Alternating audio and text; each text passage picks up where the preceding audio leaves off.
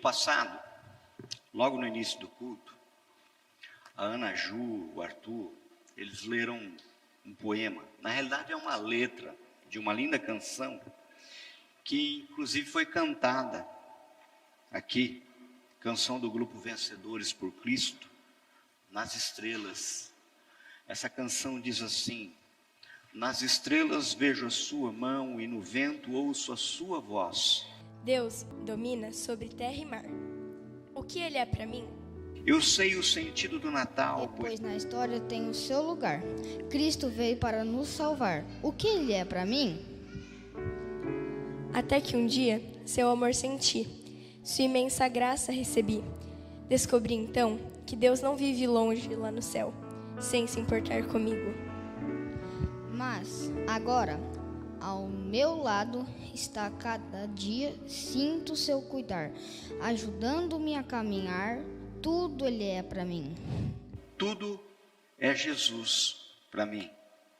Vejam, todas as canções que cantamos até agora falam dele, afinal, tudo Ele é para nós.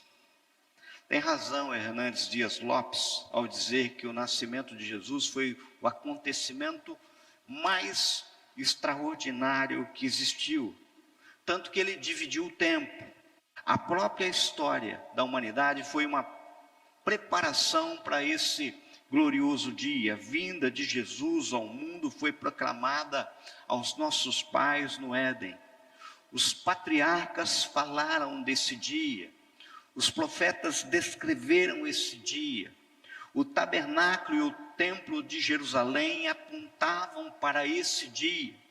Os sacrifícios e as festas judaicas eram sombras daquele que nasceria nesse dia.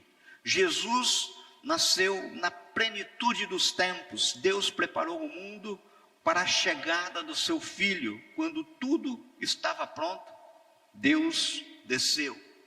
O Natal fala da encarnação do Verbo eterno, um verbo pessoal, divino. O Natal anuncia que o Criador do Universo entrou na história e vestiu pele humana.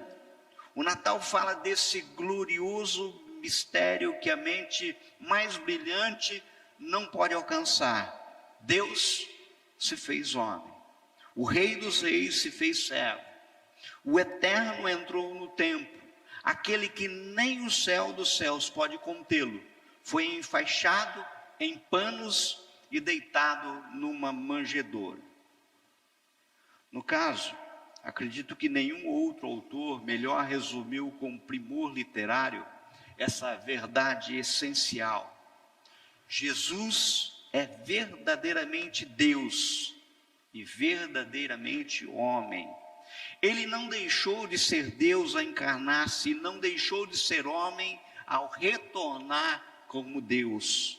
Sem entender esse fato, sem entender essa verdade, sem entender essa confissão, nós nos consagraríamos inimigos de Deus, pois em 1 João 4, verso 2 a 3, resta apontado assim: nisto conhecereis o Espírito de Deus, todo Espírito que confessa que Jesus Cristo veio em carne é de Deus.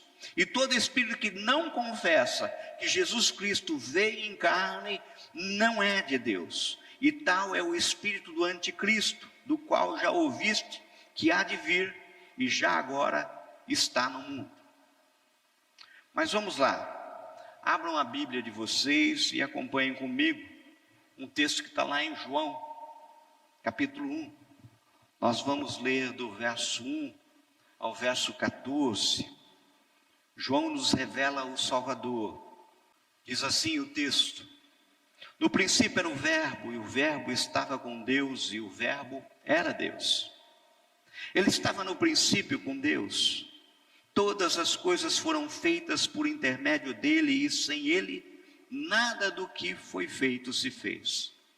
A vida estava nele, e a vida era a luz dos homens. A luz resplandece nas trevas, e as trevas não prevalecem contra ela. Houve um homem enviado por Deus, cujo nome era João. Ele veio como testemunha para que testificasse a respeito da luz, a fim de todos virem a crer por intermédio dele.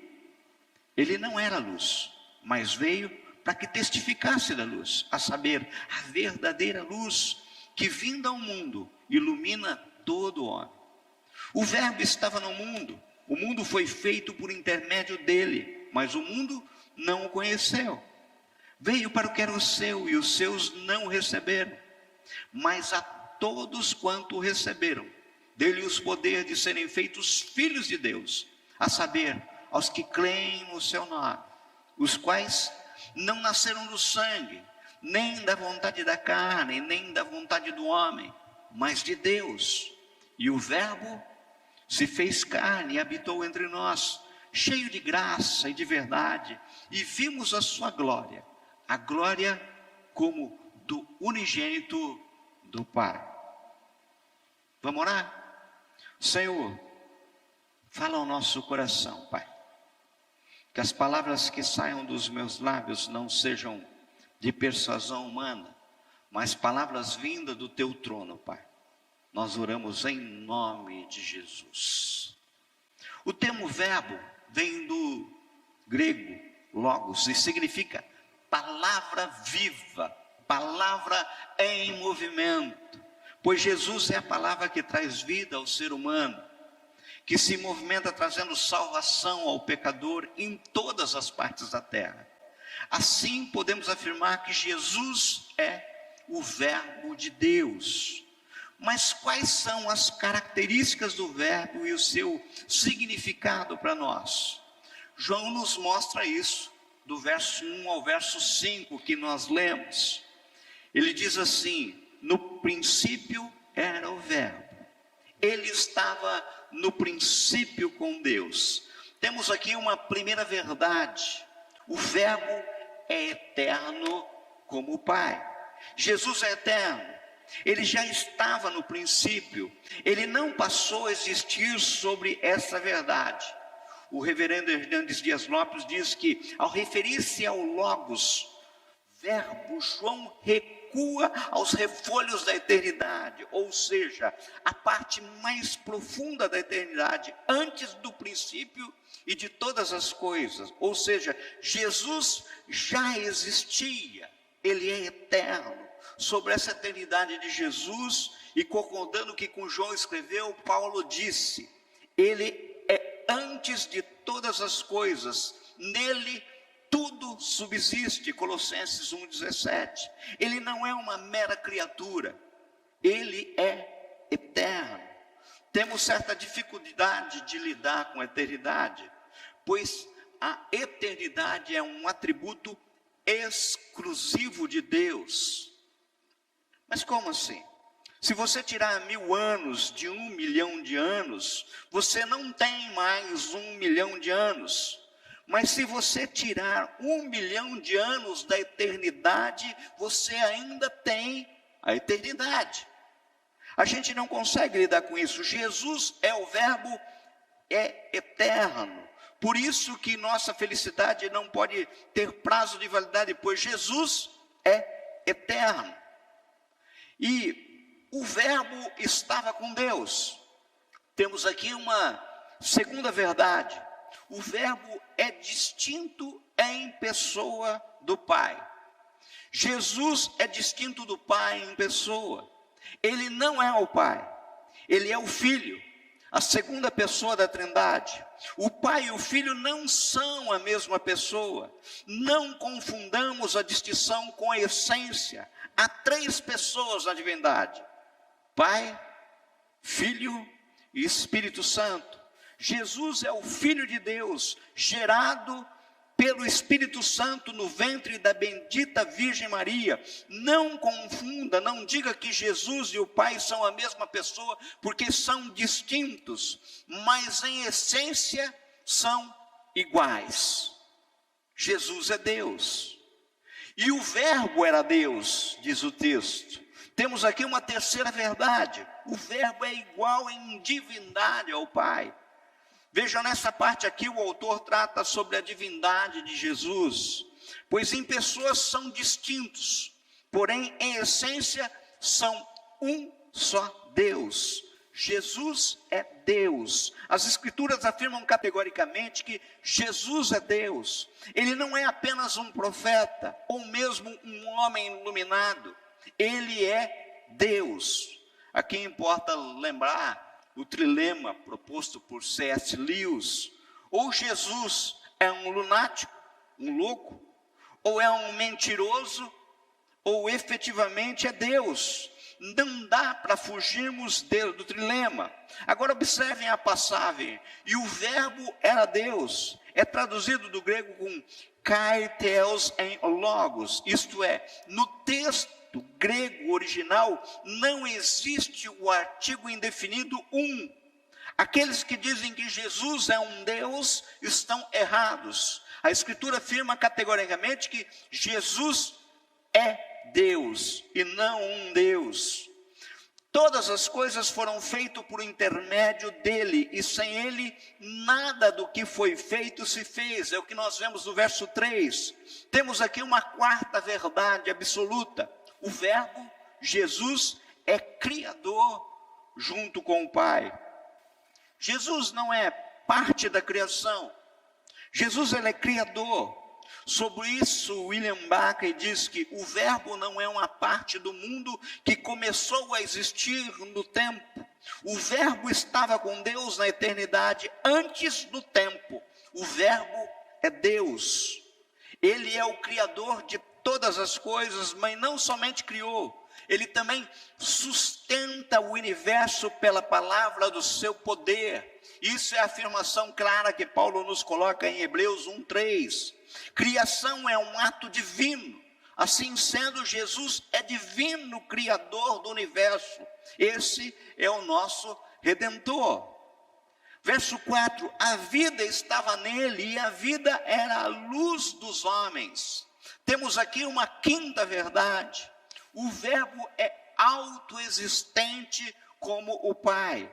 Jesus é o autor e o depositário da vida, pois o texto diz que a vida estava nele.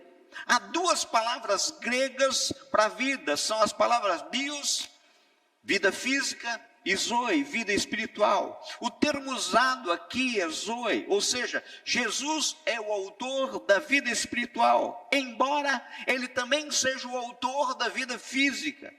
Está dizendo aqui que principalmente ele traz vida espiritual ao homem. É isso que João queria dizer. Entendam, somente tem vida espiritual com Deus quem tem Jesus na vida. Essa vida espiritual tira as trevas do coração do homem, conforme o texto diz. A vida era a luz dos homens. Sobre essa libertação, veremos mais um pouco adiante. Agora olha o que está no verso 5.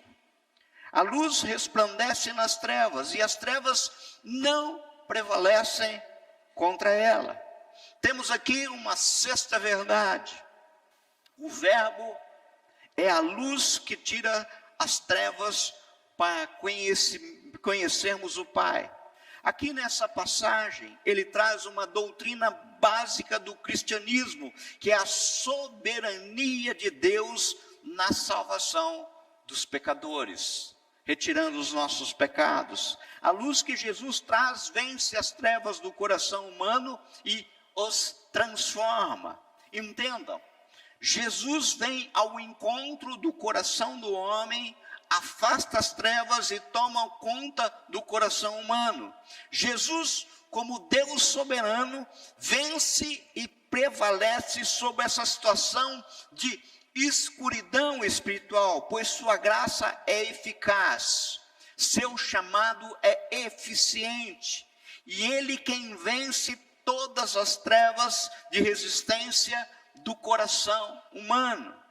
Então, resumindo o que eu falei até agora, vimos aqui algumas características do verbo Jesus e suas implicações para nós.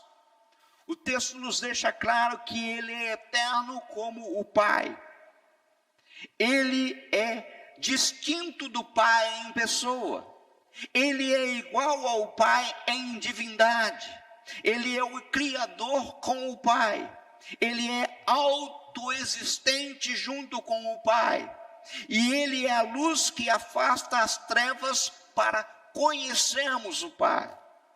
Como Jesus é eterno, nós não podemos nos contentar com uma felicidade passageira, pois em Jesus podemos ter felicidade eterna. É isso que João está traduzindo para nós. Jesus e o Pai não são a mesma pessoa. A unidade dele indica que também devemos ter unidade quanto igreja. Jesus é Deus, então podemos confiar que temos um representante divino no céu. Devemos confiar nele. Ele, sendo criador da criação material, também criou a vida espiritual. Assim sendo, precisamos de Jesus para sair da morte espiritual por uma nova vida com Deus. Ele, só ele, tira a cegueira espiritual dos nossos olhos, do nosso coração, e faz enxergar a verdade espiritual que esse texto nos revela. A pergunta que fica de manhã, uma primeira pergunta é: você conhece Jesus? Já teve um encontro com Cristo? Tem certeza da eternidade? Isso é o que fica claro e o texto nos revela dos versos 1 ao 5. Agora, num segundo momento, dos versos 6 até o 13, podemos perguntar: quais as atitudes que podem ser tomadas em relação ao Verbo, em relação a Jesus? Vejamos, a reação do arauto, do porta-voz, do Verbo, João Batista, ele escreve assim no verso 6: houve um homem enviado por Deus cujo nome era João. Notem, resta claro aqui que João Batista era um homem enviado por Deus. Isto indica que as palavras de João eram dirigidas por Deus. Sua pregação era uma mensagem vinda do céu. Ele era um porta-voz de Deus. Ele era proclamador do Evangelho. O nome João vem do grego Ioannes, que significa Deus é cheio de graça. Isso para nós indica que Deus usa homens segundo a sua graça. A pregação destes homens é uma mensagem da graça para salvar pecadores segundo a própria graça. Pelo que acreditem, nós também podemos ser salvos pela graça para proclamar as maravilhas de Deus. Mas o texto continua, verso 7. Este veio como testemunha para que testificasse a respeito da luz, a fim de todos virem a crer por intermédio dele. Em segundo lugar, observamos que João Batista era um homem que testificava a respeito da verdadeira luz. O testemunho de João Batista foi a respeito da luz, que é Jesus. João 8,12 diz assim: palavras do próprio Senhor Jesus, eu sou a luz do mundo. Quem me segue não andará nas trevas, pelo contrário, terá a luz da vida. João Batista anunciou sobre Jesus como que tiraria a cegueira espiritual do coração das pessoas para levar elas ao conhecimento verdadeiro de Deus. John MacArthur disse que tudo que veio antes eram apenas sombras de Cristo, que era a luz verdadeira. Somente Jesus pode trazer essa luz bendita para o coração que por vezes está em trevas, porque sem ele é trevas. Se você não está chegando ao futuro com esperança, é Jesus que pode dar a esperança, é ele que pode trazer luz. O verso 7 diz assim: este veio como testemunha para que testificasse a respeito da luz, a fim de todos virem a crer por intermédio dele. Note, João Batista era um homem que pregava sobre a vida eterna que está em Jesus. João, pregando sobre essa luz que tira a cegueira espiritual, traz ela como uma necessidade para que o homem creia, afastando na passagem, a fim de que todos virem a crer por intermédio dele. Pois o diabo, ele cega o entendimento dos incrédulos para que não lhes resplandeça a luz do evangelho.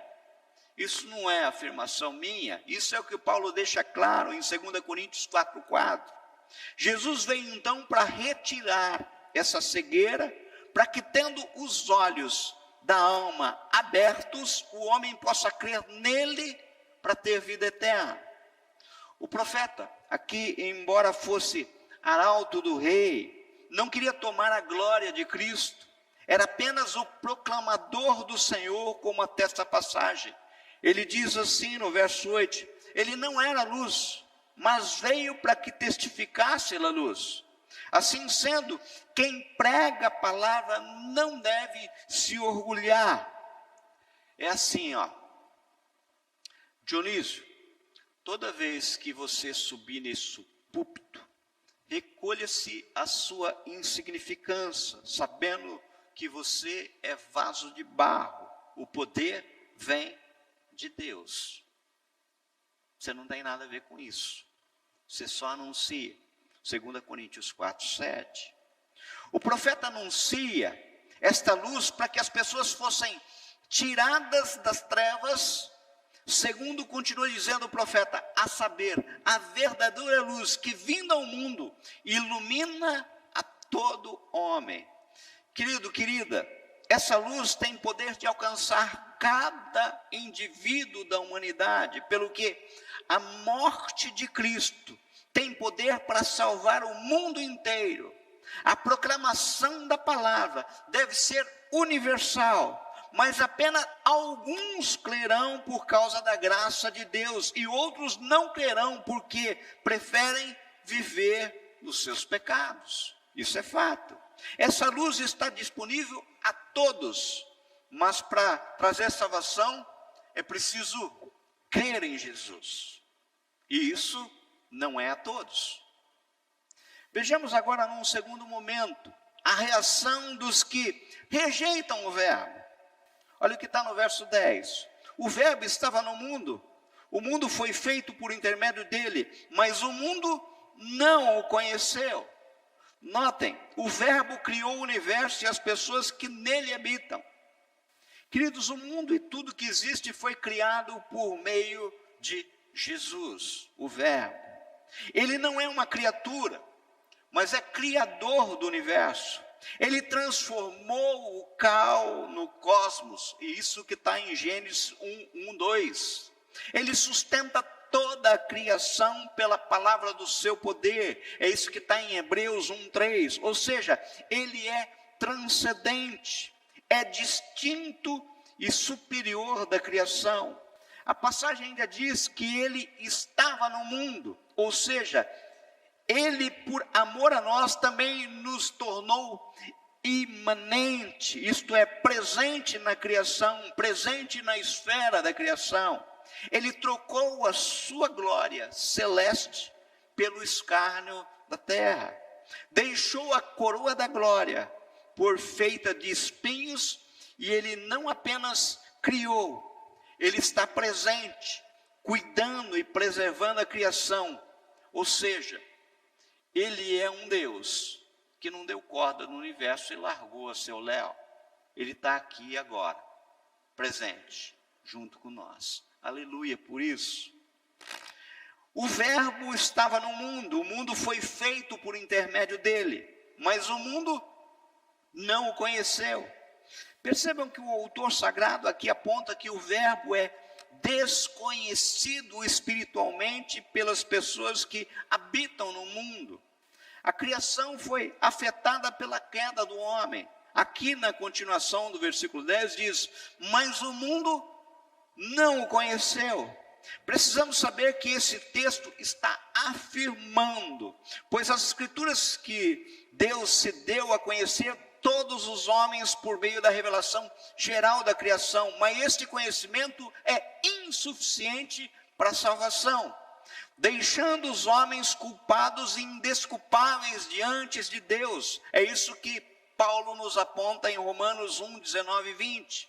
Assim sendo, João está falando do conhecimento espiritual para a salvação que somente é obtida por meio da revelação espiritual, pelo conhecimento de Jesus, pelas Escrituras. João 5,39.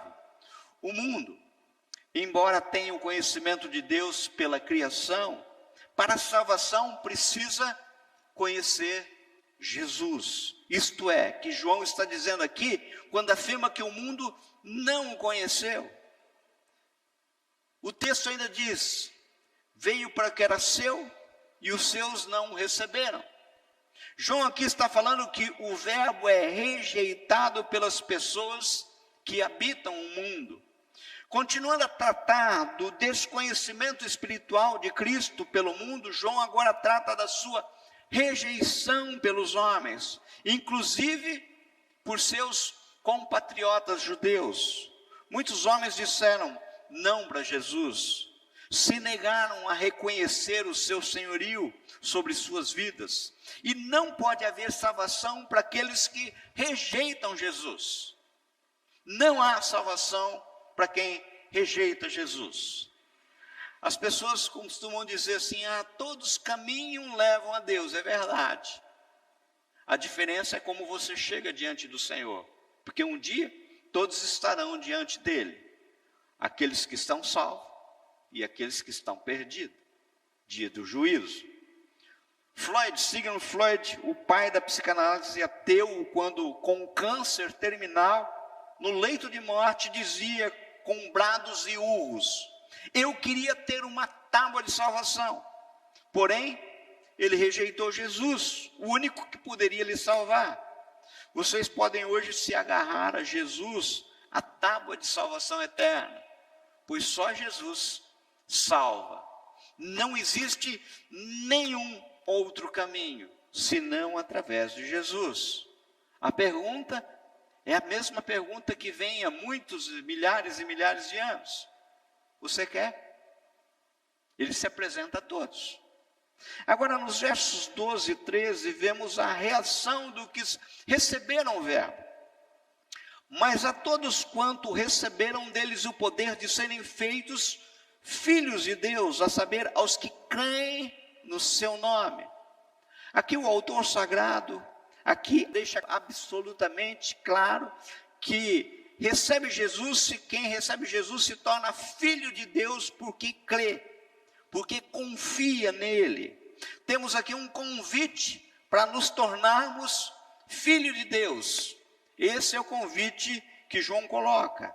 Amados, muitos dizem que todos são filhos de Deus, mas isto é uma inverdade.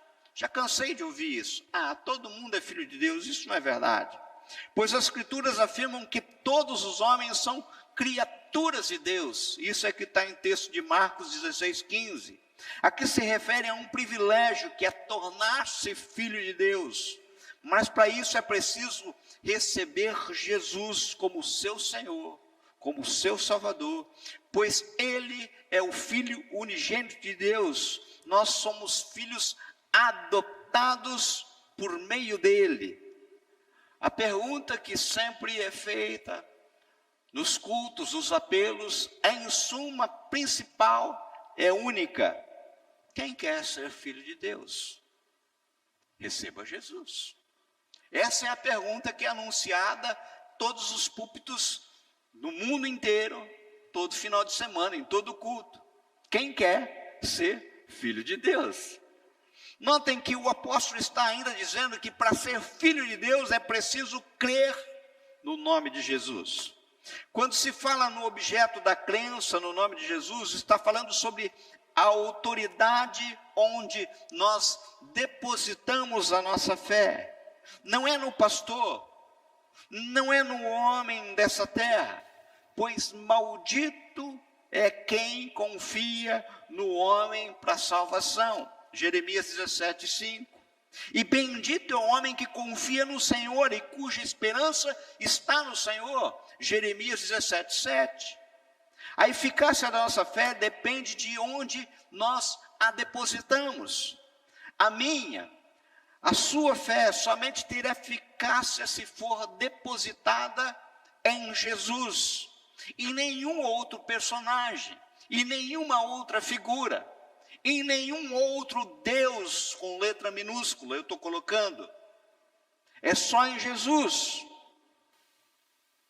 Verso 13 diz assim: os quais não nasceram do sangue, nem da vontade da carne, nem da vontade do homem, mas de Deus. Aqui temos uma afirmação maravilhosa. Diz que o que recebe Jesus torna-se um filho de Deus, porque foi regenerado por Deus sem mérito humano algum.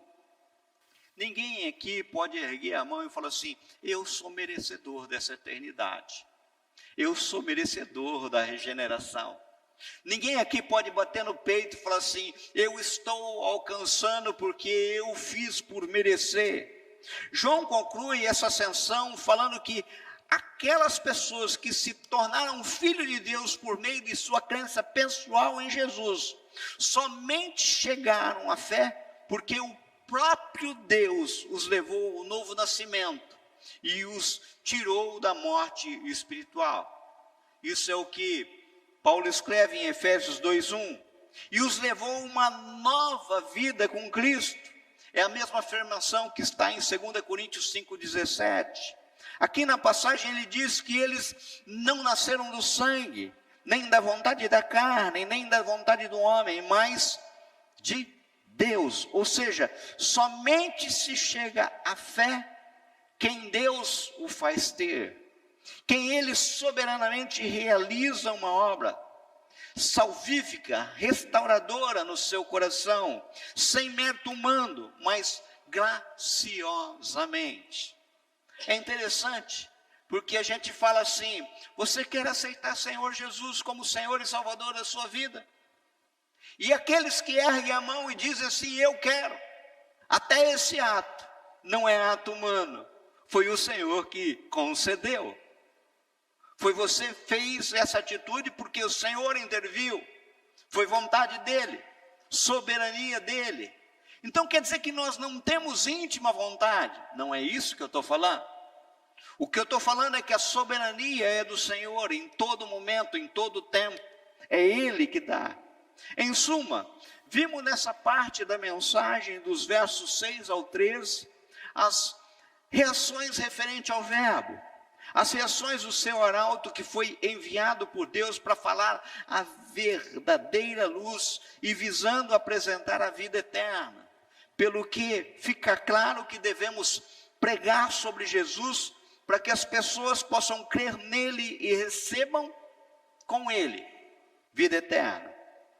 Também vimos a reação dos que rejeitaram o verbo, rejeitaram Jesus, que embora criados por Deus, não o conheceram espiritualmente e o rejeitaram, continuando a rejeitar a Jesus e a sua palavra. E o texto é absolutamente claro ao apontar que não há outro caminho para esse senão condenação. Ou está em Jesus ou está condenado. Não tem outra via. Não tem outra oportunidade. Sabe? Não tem outra chance. Depois vimos aqueles que recebem o verbo, vimos que eles se tornam filhos de Deus por meio da fé em Jesus. Assim sendo, não há outro meio do homem ser salvo senão pela fé em Cristo Jesus. Não tem outro caminho. Se você não tem certeza da salvação, o caminho para receber vida eterna é crer em Jesus. Não tem outro caminho. Entregue-se a Cristo hoje. Receba a plena certeza da vida eterna hoje. Sabe por quê? Eu sempre costumo perguntar: quanto tempo mais você tem de vida? Quem pode falar assim: amanhã eu acordarei, amanhã eu farei isso, farei aquilo? Hoje talvez seja a última oportunidade tua para erguer a mão e falar assim: é isso que eu quero. Eu quero essa eternidade. Eu quero esse Jesus. Por fim, o autor nos fala da encarnação do Verbo de Deus e suas implicações para nós. Está no verso 14. O texto que nós lemos diz assim: e o Verbo se fez carne. Ele tornou-se um de nós. Um dos maiores mistérios da história é a encarnação do Verbo. Ele abriu mão da sua glória para se tornar um de nós, para sentir tudo que nós sentimos, viver como nós vivemos, ser tentado como nós somos. Ele se fez homem. Charles Swindoll afirmou que quando João escreveu este evangelho, aflorava a heresia do gnosticismo, o qual negava a humanidade de Jesus. João então escreve para dizer que Deus eterno se fez homem para habitar e pagar na carne o preço do nosso pecado, do meu pecado, do teu pecado, e nos dar vida eterna. João Calvino diz que a intenção de Jesus se tornar homem terreno foi para nos tornar cidadão dos céus. Ele só se tornou homem para que nós pudéssemos habitar o céu. O texto ainda diz: habitou entre nós, ou seja, ele trouxe o tabernáculo de Deus para nós, para junto de nós. O termo habitar utilizado aqui vem do grego skenosen e significa armar tabernáculo. Ora, a função do tabernáculo no Antigo Testamento era trazer a presença de Deus para que nós pudéssemos ter comunhão com Ele. A comunhão com Deus é na figura de Jesus, não é em outro lugar. Da mesma forma, Jesus é o tabernáculo de Deus com os homens, o qual traz salvação para o homem pecador, perdoando seus pecados. Jesus habitou entre os pecadores, ele trouxe perdão para nós, ele habita no nosso meio, ou seja, ele está aqui, no nosso meio, ele está entre nós, aleluia por isso. E o texto ainda diz, cheio de graça e de verdade, ele trouxe a graça e verdade de Deus para nós. Aqui diz que Jesus é cheio. O termo correto é pleros, repleto, preenchido, de graça, charitos, presente, favor imerecido, e verdade, aletheia, verdade real, não dissimulada. Ou seja, Jesus é a plenitude da graça de Deus, ele é a maior expressão da graça, é a graça no seu ponto máximo, pois a vida de Jesus demonstrou graça aos miseráveis. Ele escolheu as coisas que ninguém dava nada por elas, pois a graça é favor imerecido para quem nada tinha a oferecer. O que você vai oferecer a Jesus? O que você tem? O que você tem, Pedrão? O que você tem a oferecer, Clóvis? O que você tem a oferecer, Jesus? Ele é a verdade real. Ele não apenas falava, mas vivia plenamente. Ele liberta o homem verdadeiramente e não apenas aparentemente. Jesus é a plenitude da graça e salvação. O que a gente tem que entender é o seguinte: se você crê nele, você ganha a salvação. Se você não crê nele, você já está perdido. Finalmente o texto afirma, vimos a sua glória, glória como unigênito do Pai. Aqui o autor aponta que Jesus trouxe a glória de Deus aos homens. Entenda, Jesus manifestou a sua glória aos homens. João foi testemunha ocular da sua glória. Jesus é a expressão exata do ser de Deus, porque nele habita corporalmente toda a plenitude da divindade. É isso que Paulo escreveu em Colossenses 2:9. Hernandes Dias Lopes diz que ele é coigual, coeterno e consubstancial com o Pai. Deus de luz, luz de luz, eternamente gerado do Pai. Jesus, a exegese de Deus. Quem o vê, vê o Pai, pois Ele e o Pai são um. Para nós vermos a glória dele, precisamos estar vivendo nele, buscando ele e servindo ele. Por isso a pergunta final é: você já o serve? Você vive nele? O resumo do verso 14, vimos sobre a encarnação do Verbo, as suas implicações para nós. Nós observamos que o Verbo tornou-se um de nós, trouxe o tabernáculo de Deus até nós, graça e verdade de Deus em sua plenitude, glória de Deus para nós. Entenda, Jesus, ao se tornar um de nós, trouxe perdão e salvação para a nossa vida. Ele foi visto e tocado por homens. A glória do céu tocou a terra. Max Lucado diz assim: se a nossa maior necessidade tivesse sido para informação, Deus teria nos enviado um educador. Se a nossa maior necessidade tivesse sido por tecnologia, Deus teria nos enviado um cientista. Se a nossa maior necessidade tivesse sido por dinheiro, Deus teria nos enviado um economista. Se a nossa maior necessidade tivesse sido por prazer, Deus teria nos enviado alguém para nos entreter. Mas nossa maior necessidade foi por perdão. Então Deus nos enviou um Salvador. Quando Deus desceu até nós, os anjos celebraram no céu e os homens se alegraram na terra. Houve glória a Deus no céu e paz na terra entre os homens. O Natal precisa efetivamente ser celebrado, pois é uma boa notícia de grande alegria. Existe uma verdade incontestável: o Salvador do mundo, o Messias esperado e o Senhor dos senhores veio até nós como nosso Redentor. Ele é a porta do céu. Ele é o novo e vivo caminho para Deus. Ele é o único mediador entre Deus e os homens. Só em seu nome há salvação e nenhum outro.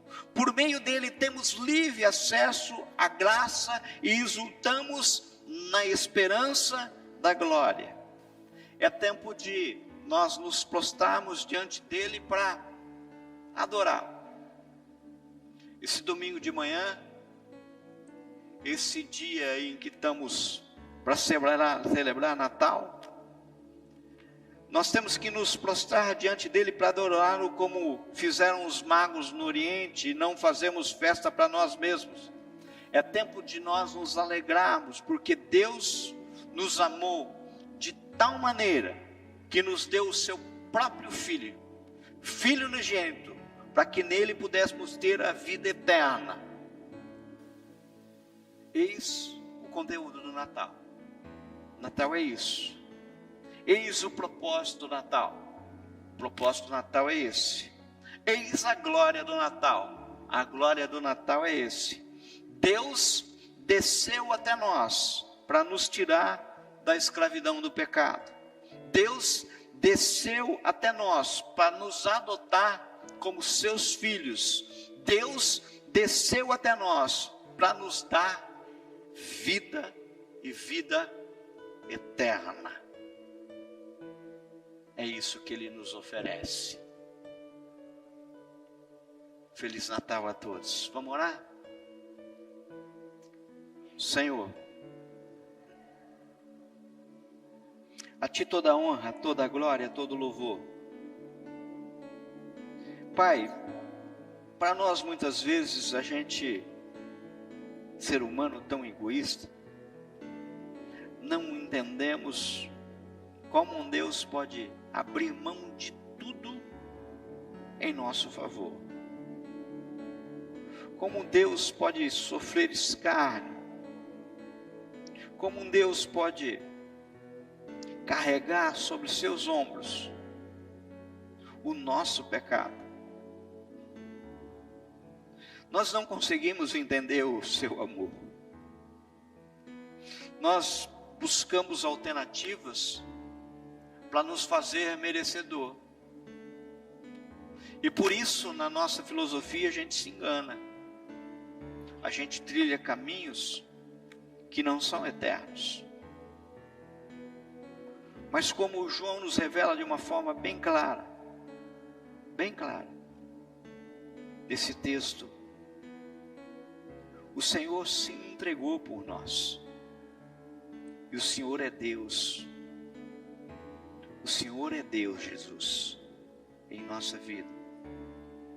Por isso, Pai, nessa data que comemoramos o Natal, nós queremos nos entregar a Ti, Senhor, por completo.